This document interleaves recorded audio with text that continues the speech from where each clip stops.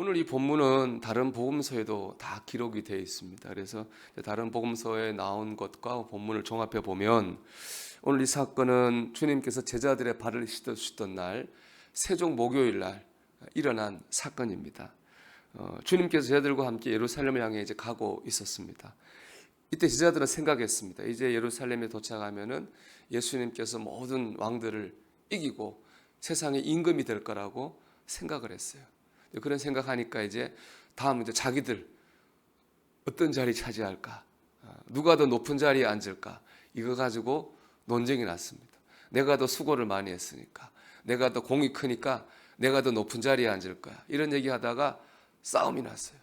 분위기가 완전히 싸해졌습니다. 그러다 이렇게 중에 이제 목적지인 집에 도착했습니다. 원래 유대인의 정결례에 의하면 이제 집에 들어갈 때는 발을 씻어야 됩니다. 이제 종이 있으면은 종이 그 발을 씻어주는 것이고, 그 집에 종이 없으면 그 동행한 사람 중에 누군가 이제 발을 서로 씻겨줘야 됩니다. 이제 종이 없었어요. 근데 서로 이제 누군가 발을 씻겨줘야 되는 상황인데 조금 전까지 싸웠잖아요. 누가 높은 자리에 앉느냐. 그 분위기가 싸해지니까 아무도 서로 발을 씻어줄 생각을 안 했습니다. 그래서 더러운 발로 집에 들어가서 그 상태에서 밥을 먹었어요. 근데 밥을 먹는 도중에 주님이 벌떡 일어났습니다. 복음서에 보면은 잡수시던 자리에서 일어나라고 기록되어 있습니다. 예수님이 집에 들어갈 때 발을 씻겨준 게 아니에요.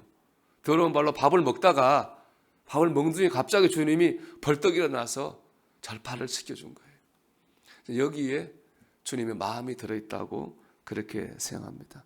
사실 지금 주님이 예루살렘으로 가는 것은 제자들과 생각과 달리 십자가를 지고 죽으러 가시는 거예요. 그 얘기를 오늘 말씀 30절 이하에 보면 이미 주님이 하셨어요. 제자들은 주님의 말을 듣지 않았습니다. 자기들의 생각대로만 주님이 죽으러 가는 게 아니라 왕되러 간다고 생각했습니다. 그래서 싸운 거죠. 주님은 십자가 지고 죽으러 가는데 제자들은 서로 높은 자리에 앉겠다고 싸우고 있으니까 주님 마음이 얼마나 침통하셨겠어요. 그 밥이 목으로 넘어가셨겠습니까? 그래서 침통한 표정으로 일어나셔서 제자들의 발을 씻겨주신 거예요. 이걸 통해서 복음으로 산다고 하는 것이 무엇인지 보여주신 것입니다. 복음으로 산다고 하는 것은 여러분, 발을 씻겨주는 겁니다. 주님 이걸 보여주는 겁니다. 기독교는 발을 씻겨주는 종교입니다. 여기서 중요한 것은 제자가 스승의 발을 씻은 게 아니라 스승이 제자의 발을 씻겼다는 거죠. 그렇잖아요. 주님이 제자의 발을 씻겼잖아요. 종이 주인의 발을 씻기는 게 아니라 주인이 종의 발을 씻기는 것입니다. 배운 자가 못 배운 자의 발을 씻기고 높은 자가 낮은 자의 발을 씻겨야 됩니다. 이게 복음이고 이게 기독교입니다. 낮아지는 것이고 섬기는 것입니다. 이 바로 기독교 핵심 가치인 거죠. 해방 이후에 대한민국에서 유학생 1호를 기록한 젊은이가 있었습니다. 미국 가서 몇 달 뒤면은 박사학위를 이제 받는 거예요. 1호로. 그런데 한국 전쟁이 났다는 소식이 들렸습니다.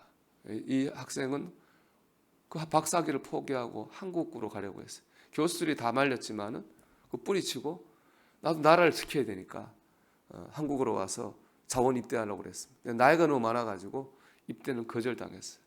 이 사람이 뭐였느냐? 전쟁 중에 생긴 고아들을 불러 모아 고아원을 만들었습니다. 시골의 폐교계된 학교에서 아이들을 모아놓고 공부를 가르쳤어요. 그렇게 이제 몇 년 하는데 이렇게 이제 우리나라에서 그 정도면 굉장히 엘리트 아닙니까? 그 당시면. 소문이 나가지고 숭실대학교에서 부총장으로 이 사람을 모시려고 초청을 했습니다. 이분이 계속 주님을 기도했어요. 기도하는 건데 결론을 내렸습니다.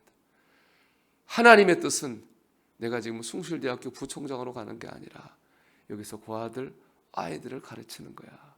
그리고 거절하고 평생을 아이들을 가르쳤습니다. 이 사람이 바로 경남의 유명하죠. 거창고등학교 교장 선생님인 전영창 선생님입니다. 누릴 권리가 있습니다. 누릴 능력도 있지요. 그러나 그 권리나 능력을 나를 위해 쓰지 않고 주님이 기뻐하는 일에 사용하였습니다. 평생을 골덴 바지 입고 고무신 신고 아이들을 가르치는데 사용했죠. 이게 복음적인 삶입니다. 참 멋있지 않습니까, 여러분? 여러분, 기독교는 발을 씻겨주는 거예요. 초대교회 교부였던 크리소스톰에 의하면 예수님이 제일 먼저 발을 씻겨준 제자가 누구인 줄 아세요, 여러분?